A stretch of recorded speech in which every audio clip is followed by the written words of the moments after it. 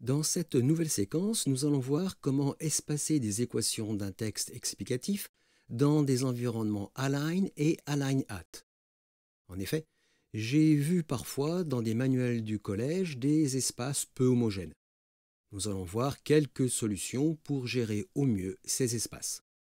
Eh bien, voyons tout ceci dans cette séquence.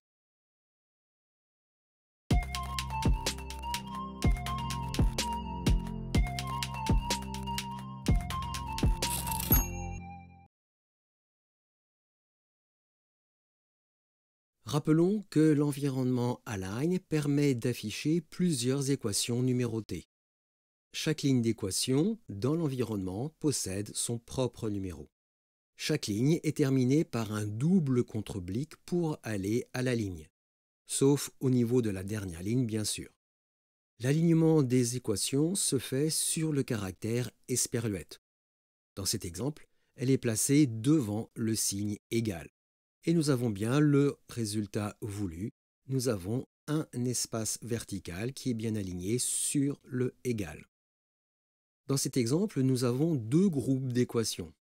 Chaque groupe d'équations possède son propre alignement sur le symbole esperluette, qui est à chaque fois placé devant le signe égal. Et les deux groupes sont aussi alignés et espacés par une esperluette. Au final, nous avons trois colonnes d'alignement qui se font sur trois esperluettes. Attention, je précise bien que l'alignement des esperluettes dans le code est juste présent pour mieux visualiser ces alignements.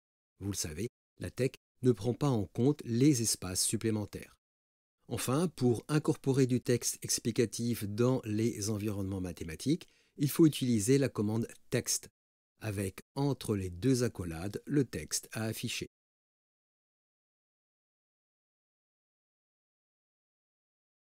Dans ce premier exemple, nous utilisons trois esperluettes pour matérialiser les trois colonnes d'alignement dans un environnement align.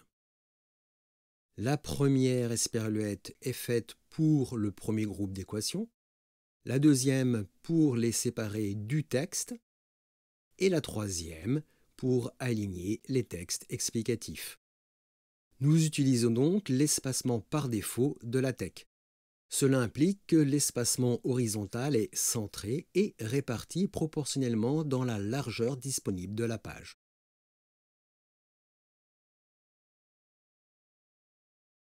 Dans ce deuxième exemple, nous utilisons un environnement align-at. L'espace est plus petit et il est fixé par une espace en double quadratin avec la commande qquad.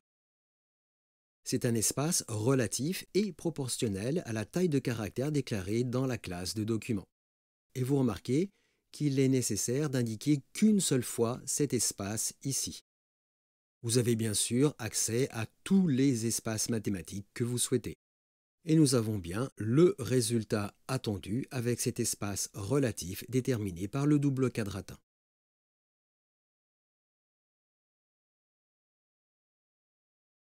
Dans ce troisième exemple, nous utilisons aussi un environnement align-at.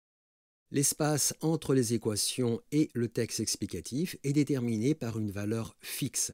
Cette valeur est spécifiée par la commande hspace et elle a pour valeur 1,5 cm dans cet exemple. Vous pouvez bien sûr choisir la valeur et l'unité que vous souhaitez. À nouveau, vous voyez qu'il n'est nécessaire de déclarer qu'une seule fois cet espace au niveau de la première ligne. Et nous avons donc bien le résultat attendu avec cet espace qui est fixé à 1,5 cm dans cet exemple. Voilà donc trois solutions pour espacer des colonnes dans un environnement align et align-at. Bien sûr, et comme toujours, il s'agit de solutions parmi bien d'autres. Nous avons utilisé l'espacement par défaut, un espacement relatif et un espacement fixe. Il ne vous reste plus qu'à appliquer cette technique à vos propres besoins.